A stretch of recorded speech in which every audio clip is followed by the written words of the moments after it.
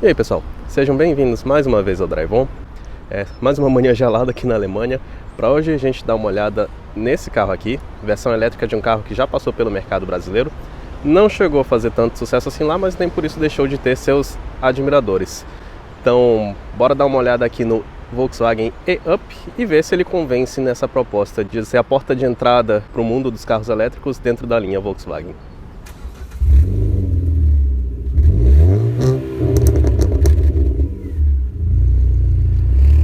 E antes de mostrar melhor o carro aqui por fora, só um detalhezinho aqui de curiosidade, né? Uma coisa que faz parte da rotina de quem mora em lugar frio e precisa estacionar na rua, é isso aqui, né? O estado do vidro do carro, né?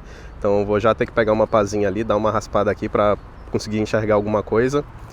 E aí fazendo isso eu vou caçar aqui uma vaga melhor aqui para o carro para poder mostrar mais em detalhes e falar melhor aqui dele, tanto de fora quanto por dentro. E agora sim, vindo mostrar aqui um pouquinho do Up de fora. Aqui de frente até que a gente não tem tanta diferença assim em relação ao carro que foi para o Brasil, principalmente ali depois do facelift. Talvez uma diferença aqui que dê para notar seja esse farol aqui diurno em LED, que fica um detalhe bem interessante, dá um visual legal. E essa faixa azul aqui também, né, dá uma impressão mais ecológica, digamos assim, para o carro. É um pequeno detalhe, né. A diferença maior no caso aqui, fica na frente, fica embaixo do capô, que, como eu comentei, motor é um carro elétrico, então um motor elétrico de 83 cavalos, alimentado por uma bateria de 32 kWh. Não são números tão impressionantes, quando a gente estiver andando vou comentar como é que isso se reflete no desempenho, no alcance do carro. Mas já adianto, né, um carro com uma proposta mais urbana mesmo. E vindo aqui para a lateral, é onde a gente já começa a notar uma diferença um pouco maior em relação ao Up brasileiro. Talvez vocês estejam estranhando assim, a questão de comprimento dele, né?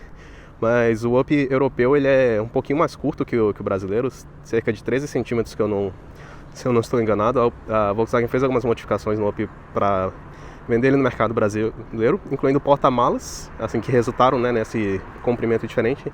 Uma diferença porta-malas, que aqui são 251 litros apenas, o brasileiro tinha 285, e o brasileiro tinha um tanque de combustível um pouco maior também, se eu não estou enganado, pela questão de rodar com etanol lá também, né, o carro flex. Aqui o Up nos motores, nas versões de motor a combustão era só a gasolina, e a gente tem aqui o elétrico também. E outra diferença aqui, vindo para a traseira, é a tampa do porta-malas. Que no Up TSI a gente até tinha uma tampa preta, mas é um pouco diferente dessa daqui, que é assim como no Mob, é que o Up tem a tampa toda de vidro. Dá para reparar bem aqui como não tem essa divisão, né, entre o vidro aqui propriamente dito, né, e essa parte de baixo. Mas um detalhe que eu acho interessante é que ele tem essa peça aqui de plástico que tá para abrir aqui sem ter contato direto com a tampa. Mas é uma coisa assim, dia de verão, né, com o carro no sol, é uma coisa assim a ter cuidado, né, até uma coisa que o pessoal sempre ressalta no caso do Mob. Só que eu acho que a situação ainda é um pouco mais crítica porque o Brasil é um país tropical, então assim, dia quente de verão é quase uma constante. Aqui já é mais raro ter esses dias em que realmente você vai queimar a mão colocando ali a mão na tampa do porta-malas. Bom, e vindo aqui para dentro do Up, nada muito surpreendente, e acho que a grande surpresa para mim tá inclusive nisso, dele não ter nada muito surpreendente, porque é bem igual ao que o Up nas versões tradicionais oferece. Então, assim, eu confesso que por ser um carro elétrico, né, talvez geralmente a gente associa, né, carro elétrico com tecnologia, já um pouco mais de modernidade, mas aqui não. Assim, em termos de acabamento até tá bem dentro do que eu esperava, né? O Up tem esse detalhe bem característico, né, daqui ser a lataria exposta mesmo, né, mas assim, a pintura aqui é de boa qualidade, então não é uma coisa que incomoda, apesar do normal, digamos assim, ter um plástico aqui cobrindo, né, mas assim, de resto, assim, o acabamento é bem o que se espera, né, plástico rígido mesmo, como é comum na categoria, desses carros mais compactos ali, aqui subcompactos talvez, né. Mas onde eu comento mais essa questão assim, que eu esperava talvez um pouco de modernidade, já começa aqui pela parte aqui do painel, né? O volante assim, é aquele que a gente já conhece mesmo, ali do Polo, por exemplo, nas versões mais simples, com couro de muito boa qualidade inclusive. Mas indo aqui para o painel, na parte de cima, é exatamente o painel do Up comum, do Up nas versões normais, e fica aquela sensação de adaptação um pouco questionável, já que ele tem aqui assim, tudo bem, tem o indicador aqui de bateria na direita, né, assim, é praticamente o indicador, é igual o indicador de tanque mesmo, só que com o símbolo da bateria. Só que na esquerda ele tem um conta-giros que eu para mostrar assim quanto de potência está indo. Eu acho que para mim não fez muito sentido, mas pelo menos mostra aqui, né, o nível de recarga. E quanto a o velocímetro, né, é o do Up que a gente já conhece mesmo, com aquele porém, né, de que dependendo se for uma pessoa mais alta, dependendo da posição de dirigir, pode ser que o topo do volante cubra o topo do velocímetro. Mas dá para colocar ele digital aqui no painel de qualquer forma, e aqui na minha posição até que isso felizmente não foi um problema. Aqui também, um rádio bem simples, nada de central. Se quiser navegação ou coisa do tipo, tem que colocar o celular aqui mesmo, ele já vem com suporte. Tem até um aplicativo, né, para compartilhar algumas informações do carro com suporte, tem uma coisa interessante. E deixa eu ver, antes de eu ir lá para trás, só um detalhe, né, assim, de economia que a Volkswagen faz no Brasil, que ela não fez aqui nem no carro mais simples dela. Porta-luvas ele desce suavemente. É uma coisa que eu gostaria que os Volkswagens do Brasil, né, com o Polo, por exemplo, tivessem também. Mas enfim, vamos dar uma olhada como é que vai quem está ali atrás. O Up é um carro praticamente subcompacto, ainda mais aqui o europeu que é mais curtinho, né? Então assim, não dá para esperar muita coisa aqui em termos de espaço, de conforto. Então quem vai aqui atrás, dá para ver aqui, né, que eu até que tô com espaço ok para joelho, mas assim, eu tenho o costume de dirigir um pouco mais sentado para frente mesmo, né? Uma pessoa um pouco mais alta já não vai ter a mesma sorte. Mas assim, aqui o Up a gente já conhece, né? Aqui não difere muito nessa questão aqui de espaço e tal, né? O que é até uma boa surpresa, já que carro elétrico, às vezes, né, quando é adaptação de motor a combustão, como é aqui o caso, acaba ficando com o assoalho mais alto, né? Aqui, se ficou, pelo menos não foi a ponto de incomodar. O que ele tem aqui é o túnel um pouco mais alto, o túnel central que é bem alto mesmo, então definitivamente não dá para ir uma terceira pessoa. E já não daria de qualquer forma, porque esse carro, na verdade, ele é só para 4 passageiros, não para 5. O Up, pouco antes dele sair de linha no Brasil, ele passou a adotar essa configuração também, né? Para fugir aí da obrigatoriedade do cinto de 3 pontos para o passageiro do meio. Aqui o Up na Europa, na verdade, ele sempre foi assim. Sempre couberam só 2 pessoas aqui atrás. E outra diferença dele também, né, é que assim, o Up brasileiro, uma reclamação que muita gente fazia é que ele não tinha o vidro elétrico na porta, ele não tinha o vidro elétrico na porta nem como opcional. E assim, a abertura era na manivela mesmo. E esse aqui, o europeu, ele nem sequer tem isso, né? Nunca teve abertura aqui do vidro. O que ele tem, na verdade, é só esse detalhezinho aqui que dá pra, sei lá, colocar o vidro um pouquinho pra fora, fica com um espacinho meio estranho. Detalhe diferente, né? Eu acho que eu prefiro, nesse quesito, o brasileiro mesmo, né? Você abrindo aqui o vidro, pra quem tá aqui atrás, num dia, assim, um dia que esteja com temperatura agradável, você quer andar com a janela aberta, quem tá aqui atrás nem sequer tem a opção. Mas também não é um carro muito pensado em quem tá aqui atrás, né? Essa é a verdade. E atrás de mim também, porta-malas, também 251 litros, não é muita coisa. Ele até tem aquele fundo falso ali que dá para esconder, né, o cabo do carro, daqui para o cabo de carregamento. Mas realmente, espaço aqui definitivamente não é o forte. E antes de sair para dar uma volta aqui com o carro, só te responder uma curiosidade que eu já vi que muita gente tem. Esse carro aqui, ele está sendo carregado aqui, como vocês podem ver, em uma estação que ela é pública. E eu já vi gente perguntando, né? Não tem o risco de alguém só chegar aqui, puxar e colocar no seu carro, ainda que roubando, assim, entre aspas, energia ou não? E a resposta é que não. Aqui ele fica preso, né? Fica realmente travado enquanto está ali carregando. Aqui no caso do Up tem um botãozinho lá que eu posso apertar para destravar, mas mesmo no caso de outros carros, geralmente ele só libera esse acesso aqui para puxar, quando pelo menos desbloqueia o carro. Então isso não chega a ser um problema, salvo em caso de vandalismo, mas aí já é outra história, né? Se realmente forçar, aí pode acabar quebrando. Fora esse caso, realmente é um ponto que é tranquilo aqui no caso dos carros elétricos em pontos públicos. E agora aqui no banco do motorista do e-Up para ver como ele se comporta também aqui no volante. E antes de ligar, uma coisa interessante, chave canivete, aquela que a gente já está acostumado da Volkswagen mesmo. Mas por que isso é interessante? Porque aqui é mais um ponto que entra naquilo que eu comentei, né, assim, da expectativa um pouco quebrada. Que apesar de ser um carro elétrico, a partida dele, na verdade, é colocando a chave e, para ligar o motor de fato, girando. Aí ele faz um barulhinho, indicando que o carro deu partida. E basicamente isso. Então, assim, um pouco diferente, né? Hoje em dia a gente está acostumado a ligar carro apertando o botão, né? Aqui não. Mas colocar aqui no drive e vamos ver como é que ele se comporta também na aqui no volante. Falando aí do Up nas versões com motor a combustão, eu já tive um pouco de experiência pegando estrada com o Up aspirado. Cheguei a alugar uns anos atrás. O Up TSI eu cheguei a dirigir também, mas aí experiências mais curtas em test drive. E a memória que eu tenho do Up, tanto com base nessas experiências e também assim, o que eu escutava muito o pessoal comentando, né, em avaliações, etc., era até elogiando assim, a forma como ele, apesar de ser um carro simples e compacto, ele passava passa, né, muita solidez ao rodar. Isso é uma coisa que dá para notar bem aqui também.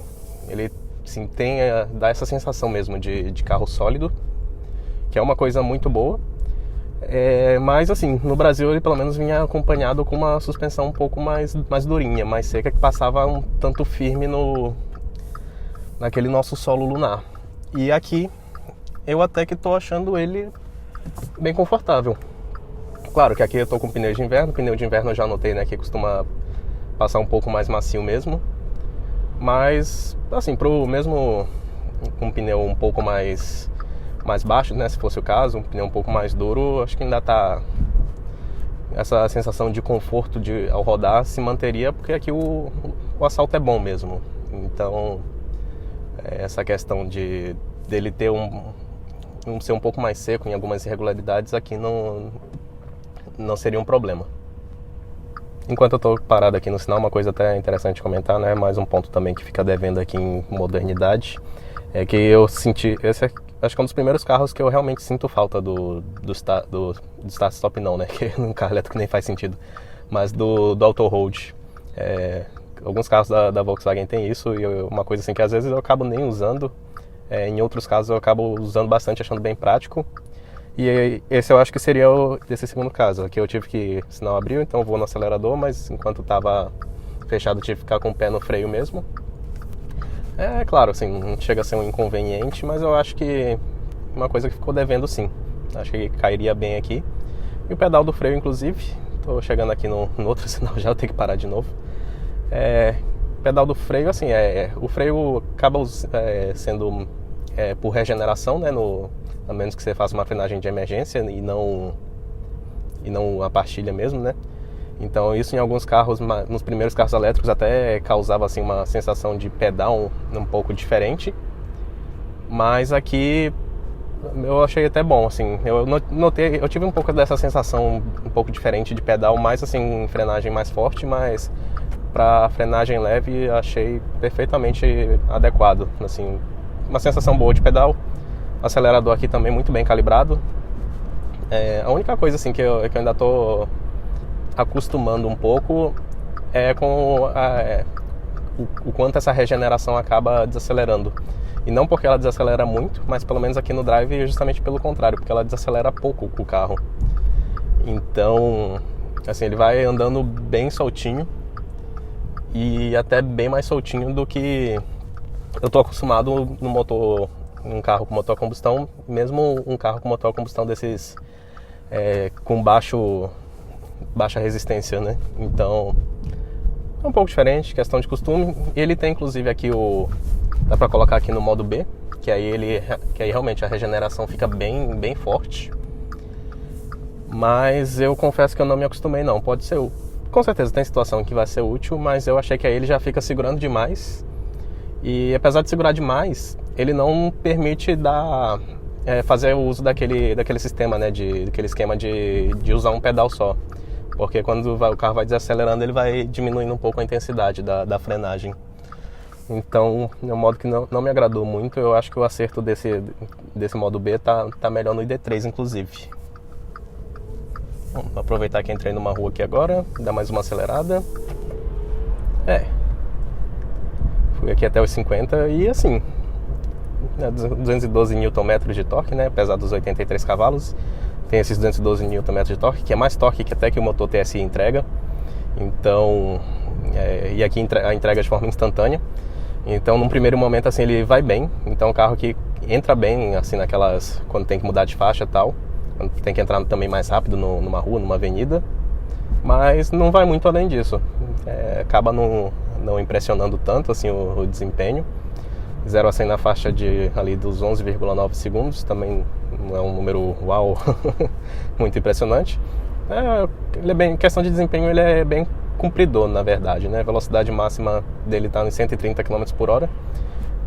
Eu já não sei se eu uso o termo cumpridor também, porque não é uma velocidade lá muito alta, ainda mais assim, se tratando aqui de Alemanha, que 130 km por hora, na verdade, é a velocidade recomendada para Autobahn.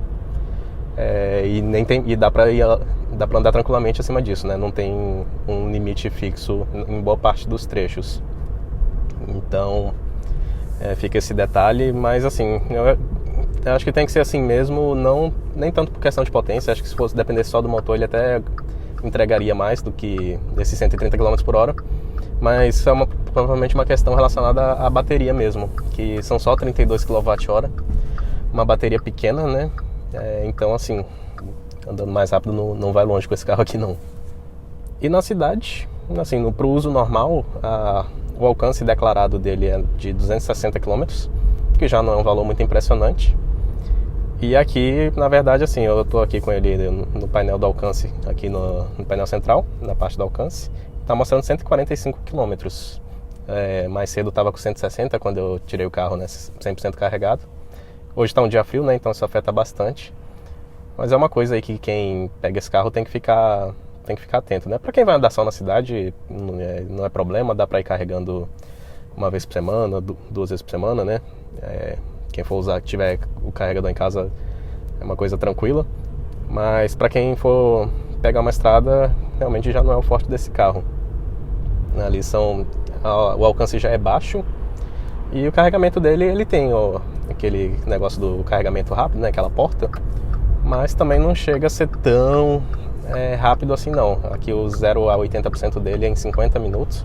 Então, para fazer uma viagem mais longa, esse carro definitivamente não é o melhor, o mais indicado. O que eu vejo como porém, aqui para ela principalmente, é o preço.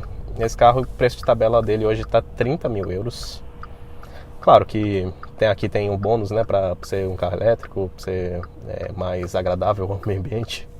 Então você acaba não gastando isso, mas mesmo assim, pegando bônus, colocando um outro opcional, vai acabar morrendo ali na faixa dos 25 mil euros. E por esse preço é difícil justificar esse carro, assim, a não ser que ter um carro elétrico seja requisito obrigatório, é difícil justificar pagar esse valor nesse up. De qualquer forma, é um carro que eu gostei bastante aqui de andar.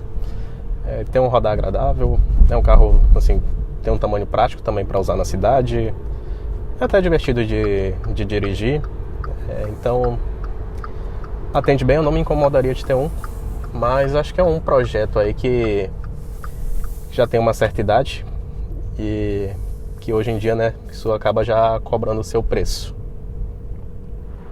Então é isso, pessoal, essa foi nossa voltinha aqui a bordo do Volkswagen e-Up. Respondendo então aquele questionamento no começo do vídeo, convence ele como porta de entrada aqui no mundo dos elétricos. E olha, eu acho que ele tem ali seu público, mas eu particularmente não fiquei muito convencido não. Acho que pelo preço fica difícil justificar ir num carro elétrico, assim, num Up elétrico. E se for pegar aí outras opções, né, de carro elétrico, assim, talvez... Tá, eu sei que 5 a 10 mil euros não assim, é muito dinheiro, eu sei que isso é um valor considerável, mas assim, se for uma opção, né, colocar isso em cima alongar o orçamento nesse valor, acho que talvez dê para encontrar uma opção mais interessante que o Up, né? A gente tem também Corsa elétrico, 208 elétrico, o Honda E, que eu acho um carrinho bem simpático também. Então, eu acho que esse carro aqui, ali na década passada, estava bem posicionado. Hoje eu já não sei. Hoje eu acho que ele está mais aqui como tapa-buraco ali, esperando o Volkswagen ID.2. Então eu não fiquei muito convencido não, infelizmente, mas gostei bastante do carro de qualquer forma. Foi uma ótima experiência dirigir ele. E quero ouvir também a opinião de vocês. Deixem aí nos comentários o que vocês acharam aqui do Up, o que vocês acham dessa questão toda, né, dos carros elétricos. Bora conversar um pouquinho aí. E é isso, pessoal. Até o próximo vídeo aqui no Drive On.